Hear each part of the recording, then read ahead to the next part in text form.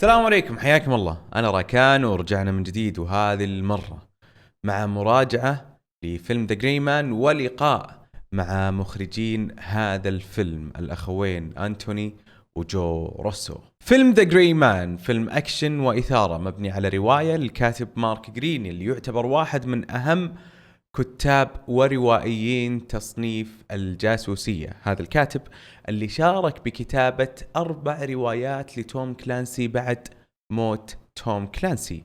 هذا الكاتب اللي عنده 10 روايات، 10 كتب من سلسلة The Gray Man. هذا الفيلم مبني على الكتاب الأول فقط، والفيلم مثل ما قلت من إخراج الأخوين جو أنتوني روسو اللي أخرجوا مجموعة كبيرة من الأفلام المهمة، لعل أهمها إند جيم وسيفل وور وإنفينيتي وور في عالم مارفل السينمائي، وغيرها الكثير من الأفلام والمسلسلات كذلك.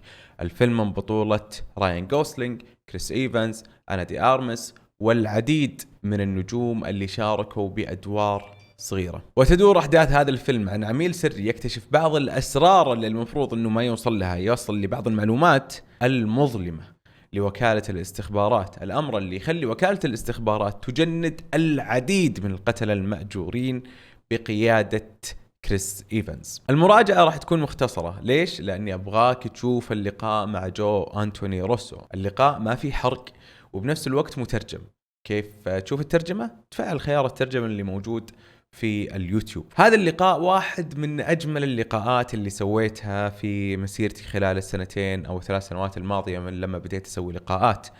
أسماء ثقيلة، وبنفس الوقت كان فيه وقت مدة اللقاء 7 إلى 8 دقائق، فهذا الأمر أعطاني أريحية بإني آخذ وأعطي معاهم وأسألهم الأسئلة اللي أبغاها. خلونا نعتبر اللقاء عبارة عن مراجعة من وجهة نظر المخرجين. فيما يخص الفيلم رهانه الأكبر ورهانه الأساسي على المتعة، مش على القصة، مش على الشخصيات، مش على بناء الشخصيات، بل على المتعة وعلى الإثارة اللي راح يقدمها لك من أول لحظة إلى آخر لحظة. أنا شفت الفيلم على نتفليكس، وبالمناسبة أنا أشوف الأفلام والمسلسلات قبل لا تنزل بحكم أني صانع محتوى، فشفت الفيلم على نتفليكس، والفيلم راح ينزل بشكل رسمي بتاريخ 22 جولاي، ونزل عندنا بالسعودية بالسينما، وأعتقد كذلك في مصر.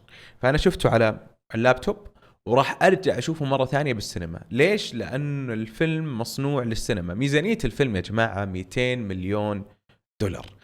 هذه الميزانية، والشيء اللي أنا شفته على شاشة اللابتوب يقول لي يا راكان إن ظلمت الفيلم لازم تتابع الفيلم مرة ثانية بأكبر شاشة بأحدث تقنيات الصوت والصورة. مشاهد الأكشن منوعة، نفس البيئات اللي تصير فيها مشاهد الأكشن منوعة، على الأرض، فوق الأرض، بالسماء، بدول مختلفة، بيئات مختلفة، أشكال مختلفة، مطاردات، مشاهد أكشن عديدة. صراحة من أكثر الأفلام اللي فيها مشاهد أكشن، من أول لحظة فيها مشاهد أكشن. فمن هذه الناحية راح يقدم لك المتعة بشكل كبير. وبكل أمانة الأمر اللي أعطى مشاهد الأكشن هذه القيمة هي تأدية النجوم راين غوسلينج وكريس إيفانز. خلينا من كريس إيفانز بما أنه يعني من عالم مارفل السينمائي وشفناه بمشاهد أكشن كثير. راين غوسلينج بهذا الدور اختبر نفسه، بل قدم دور جديد بمسيرته المهنية.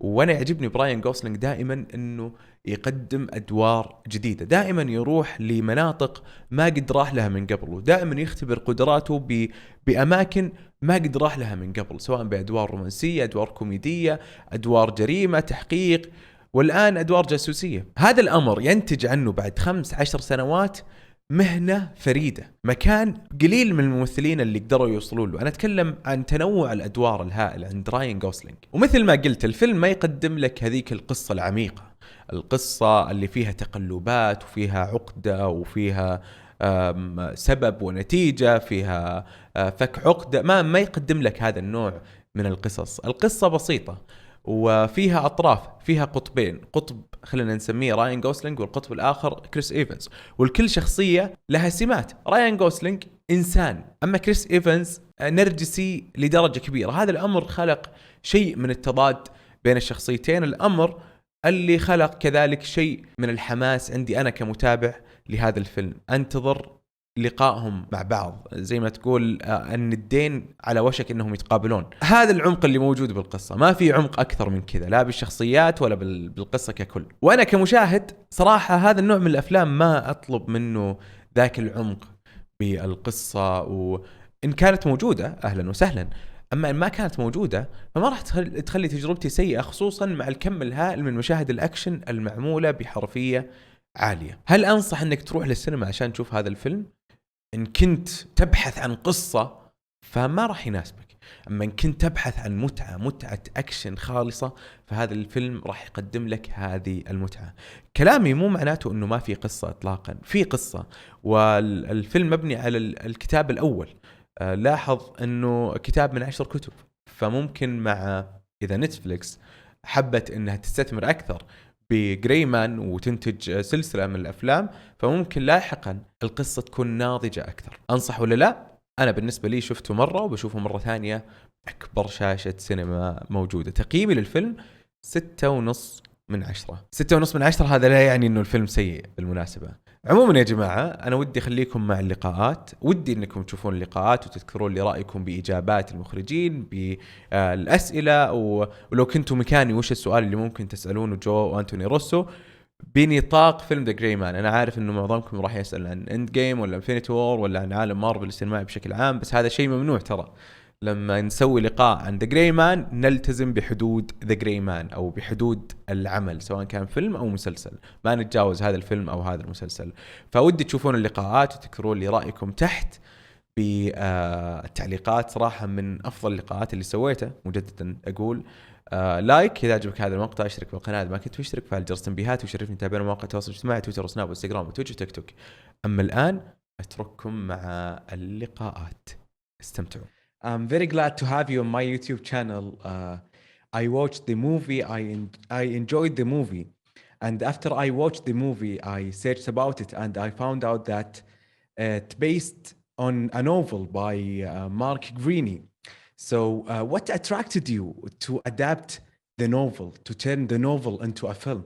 It was a great read. It read very cinematic. It had really inventive set pieces, a very interesting character at the lead of it, a tonally complex world, very cynical world that the character was part of, and it felt very current to us. I mean, Bond is over 60 years old, Bourne is over 20 years old.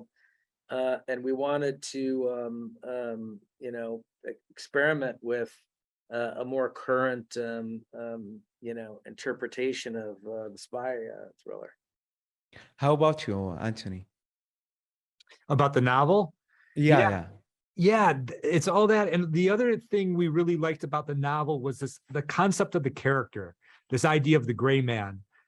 Many times in the spy genre, some of the great movies that have been made in the spy genre, they revolve around a more sort of flamboyant, loud, character, like whether that be Bond or Mission Impossible. We liked the idea that this character was the opposite of that. It was kind of like the spy's spy. It was somebody who wanted to disappear, wanted to stay in the gray, was never wasting any energy, was saving the energy for when he needed it. There was something about that discipline and that sort of inclination to disappear that was very appealing to us. And the idea of building a movie around that and watching a character like that have to journey from being in that space of gray and to coming out of that gray because of his emotional sort of commitment to other people, that was an exciting arc for us.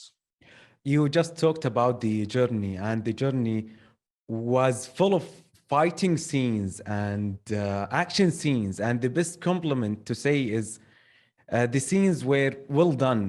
I'm not gonna ask you about what kind of struggles faced you during the filming, but I really want to know what made the job easier for you.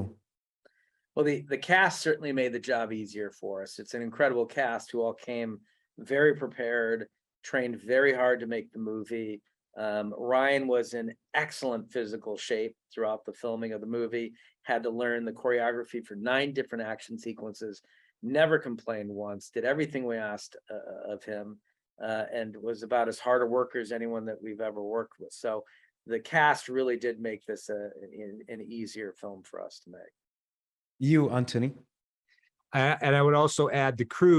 We've been making sort of action movies for Many years now, we've made 4 movies in the Marvel Cinematic Universe. And through the course of that work, we developed a range of collaborators, whether it be our stunt performers, our stunt coordinators, our visual effects artists, etc., who help us make these movies. And those people are the best in the world at what they do. We have a really deep relationship with them. We understand one another creatively. We trust one another. And it's a really amazing team to be able to work with. And I think that's also makes it much easier for us. You just mentioned that you've been in the industry for years, and you made excellent movies. About the Gray Man, what you are betting on? I mean, look, we're film fans. We make movies because we loved movies growing up. We loved watching them. We loved the feelings that we had watching them. And this is a big, entertaining, fun action film that, hopefully is a lot of fun to watch with your family and your friends. And hopefully you can watch many times over because it's propulsive and exciting. So that's really the intent here was, there's enjoyment in excess, and this is a very excessive action film. You just mentioned your role in MCU, and you played an important role in that universe. And we are living in a world with many universes, Netflix, HBO, and so on. Are you planning to have such a universe where Hemsworth from Extraction fight Ryan from the Gray Man? It's a good idea. We haven't thought of it. Yeah, look, we love interconnected narratives. And we know that audiences love them as well. But yeah, that particular brand of fun, we'll have to see. Who do you think would win in a fight between Sierra 6 and Tyler Rake? Hemsworth will yeah, for sure. I just watched the movie. And 14th, the movie will be released here in Saudi Arabia in theaters, and it's such a new era where a movie will released in theater, then in streaming service. Are we living in a new era? We are absolutely living in a new era, and I think this next generation, Gen Z, is very savvy with technology. Their viewing habits are very different than our viewing habits. And I think that options are going to be important moving forward. If you want to see it in the theater, you can go see it in the theater. If you want to stay at home and watch it at home, you can stay at home and watch it at home. It's expensive to go see a movie in a theater. It's less expensive to watch it at home. So I think there's, socioeconomics to take into consideration. I think that's an important part of what digital distribution does, is that it democratizes storytelling in a way. It can reach a much broader audience who may not be able to afford the experience of going to a movie theater. Was it your choice? Yes, to make the movie this way? Yeah. Absolutely. I mean, look, we thank you. Oh yeah. Thank you. No. Just thank you for the choice. Yes, no, it's important. I think people should have choices. This is not again, I just think that they're more comfortable now watching stories on computers or televisions or phones. I think that we don't think that movies are going to be the dominant form of storytelling for the majority of this century.